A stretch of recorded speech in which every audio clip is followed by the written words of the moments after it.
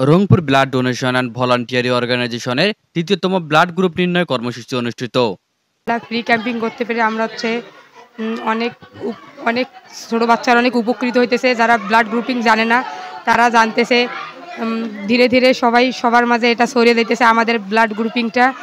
আমাদের ক্যাম্পিং বিষয়ে যতগুলো আছে এগুলো হচ্ছে সকলের মাঝে ছড়িয়ে যাইতেছে। ক্লাস 3 ইভা পরীক্ষার জন্য বাংলা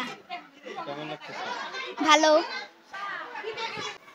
আমার প্রতিষ্ঠানে হয় নাই, এমনি মেডিসিন স্বাস্থ্য ব্যাপারে ক্যাম্পেইন হয়েছিল। এটা হওয়ার জন্য আমি গর্বিত।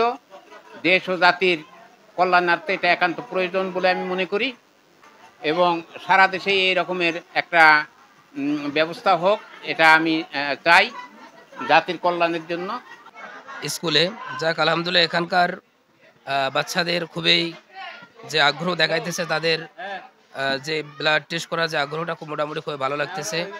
রংপুরের যে কোনো শিক্ষা প্রতিষ্ঠান থেকে আমাদের সঙ্গে যোগাযোগ করলে আমরা সেখানে গিয়ে ফ্রিতে ব্লাড গ্রুপ নির্ণয় করে দিয়ে আসব।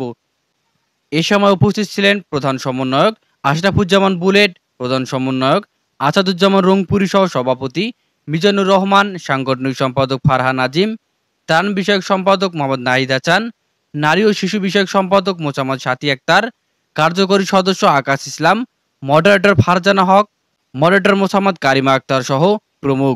আমাদের সংগঠনের পক্ষ থেকে তৃতীয়তম বিনামূল্যে ব্লাড গ্রুপিং চলতেছে, গ্রুপ নির্ণয় চলছে।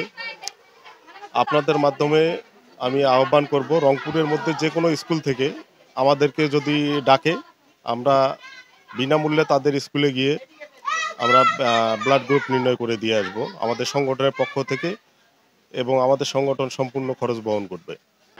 মানবতার সেবায় নিবেদিত এই সংগঠনটি ব্লাড ক্যাম্পেইনের পাশাপাশি বিভিন্ন কর্মসূচি পালন করে আসছে। সংগঠনটির ব্লাড ক্যাম্পেইন ধীরে ধীরে মানুষের আস্থার প্রতীক ও বিশ্বাসের প্রতীক হয়ে উঠছে। ফোঁটা ফোঁটা রক্ত ফোটাই, ভালোবাসার রক্ত গোলাপ, এই স্লোগানকে বুকে ধারণ করে Rangpur blood donation and group পরীক্ষা করেছে। আলহামদুলিল্লাহ মোটামুটি আমরা ভালো রেজাল্ট পাইছি।